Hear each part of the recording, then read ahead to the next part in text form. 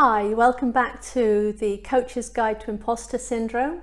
I'm Tara Halliday, and I'm taking you through a short video series where we cover all sorts of different behaviours related to imposter syndrome that people might display. Now, imposter syndrome is the secret feeling of being a fraud and the fear of being found out. And it affects 70% of highly successful people at some point in their lives. So as a coach, you're going to come across it, and it'd be really helpful for you to be able to spot someone with imposter syndrome as early as you can, because you can help them move through it and then achieve the success that your coaching can then deliver to them.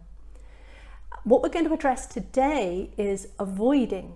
Now, avoiding is really interesting because 70% of successful people recognize that at some point they have felt like a fraud. The other 30% don't. Now, I was one of those 30%. I would have said, and this is really interesting, I would have said, yes, I have a lot of the typical imposter syndrome traits.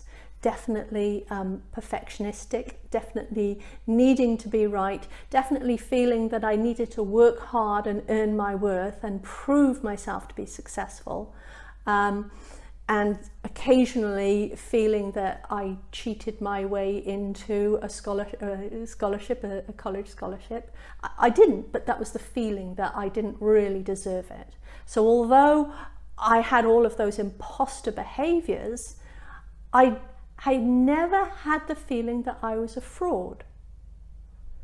And this is where avoiding comes in, because in this group of people, they've still got the same issue that affects the other 70%.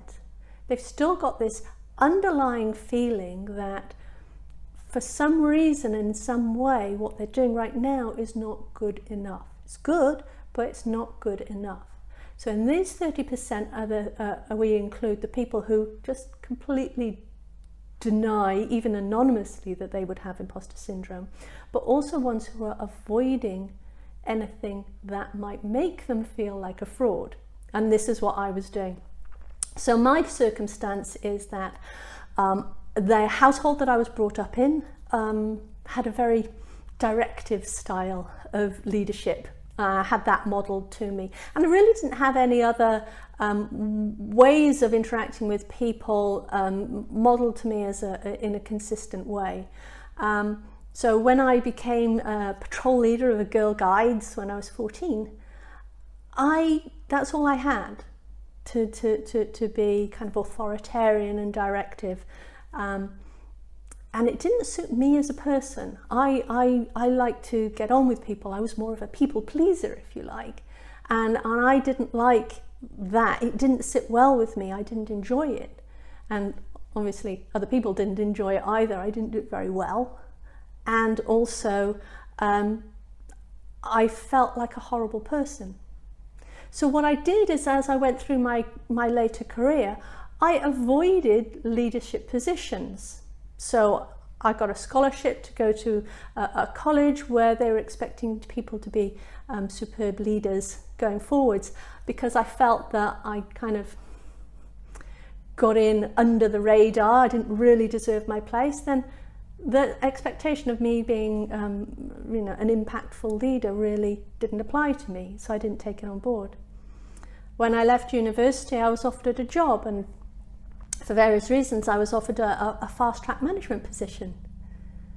And I just told myself that sounded boring. And I didn't want to do that. So what do I do instead? I said, a friend of mine was doing a PhD. And I thought, well, if he can do it, so can I. Because I was comfortable with my studying skills. So it would be less of a challenge. And I didn't realize at the time that this was all subconsciously driven by me avoiding going into a leadership position. And it wasn't until later in my career, as I became a director in a high-tech startup, that I then had to lead a team, and this feeling of discomfort came up around my leadership. And again, I never felt like a fraud as such. I just felt terribly uncomfortable and had all the other imposter syndrome behaviors and attitudes and feelings and the underlying feelings. So this is what's going on for people who are avoiding. What they do is they have something in particular that they would measure their worth by. Now for me, it turned out as, if I did badly, I was a horrible person. But for others, it might be, if I did badly, I was worthless. For example, another client was very uncomfortable in social situations. He had this very high expectation of himself that he should be charming and never say anything wrong, basically be perfect in a group setting.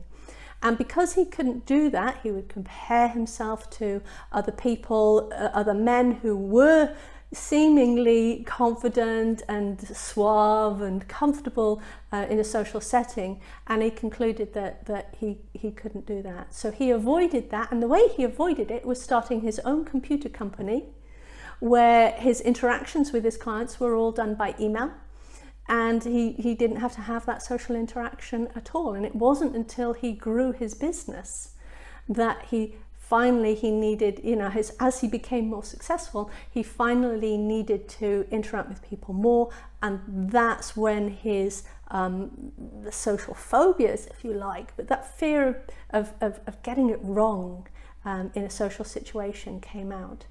And the particular activity, for me, the leadership, for him, the social situations, the particular activity, that imposter activity, different for all sorts of people. The reason why then imposter syndrome strikes successful people is that as we become more and more successful, like me in my leadership role, like him in his business expanding, as we become more and more successful, that we're required to take on more things. We're required to expand our skill set. And then if that bumps up about and comes up against one of those imposter activities, then that's when we can start feeling the stress of imposter syndrome. And sometimes that's when we'll start feeling like a fraud. I didn't, he did, people are different. So in your conversations with your client, it's great if you can review their particular role that they have right now and explore, what are you doing differently from your previous role? If it's a new anxiety that's come up and they're talking about it, what are you doing differently? Is there something, someone might have been promoted from a COO to a CEO, and suddenly they've got a little bit more responsibilities in different areas. And it might be that triggers them, or it might be, like for me, the leadership, could be anything. So explore the role they're doing and explore how they're feeling about it. The more you can narrow it down, the more you can help them identify that the distorted thinking in imposter syndrome, the measuring of their worth by how well they do in that activity, you can spot, you can help them move through that.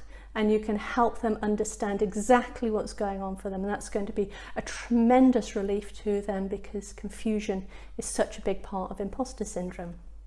So if you've come across something like that, you've experienced it yourself or with your clients, please mention it in the comments below. Any questions about it, mention it in the comments below. I answer all comments.